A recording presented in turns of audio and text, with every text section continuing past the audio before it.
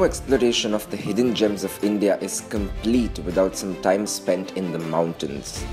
It is the Himalayas after all, arguably the most beautiful and enchanting part of our geography. The mountains are rife with awesome places to visit, but after a little bit of discussion and searching, we narrowed down on a tiny village called Barot. For the third part of the Hidden Gems series, we have come to the mountains. It's going to be a couple of days of lush greenery, crisp mountain air and lots of mountain twisties.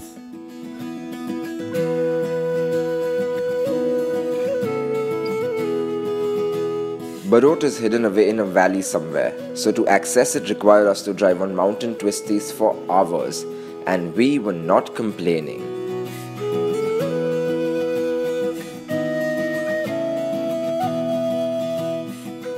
You see, our ride this time around is the Hyundai Tucson, a car that is literally named after mountains. A comfortable and fully loaded diesel car, the Tucson took to the mountain roads like ants to honey.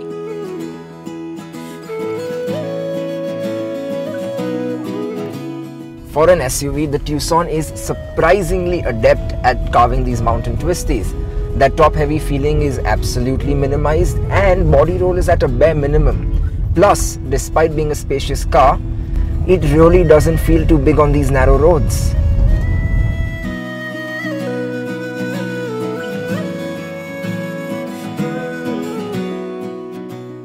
When in Rome, do as the Romans do, right?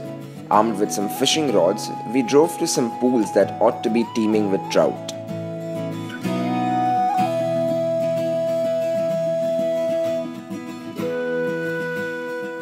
Well, to be honest, I have never caught a fish in my life. I have no idea how you're supposed to catch a fish. But Surjit here is going to teach me how to do this. Angling turned out to be a lot more complicated than just casting a line, and after many failed casts did I finally manage to catch one small trout. I immediately felt bad for the writhing bugger though, so I just tossed it back into the river.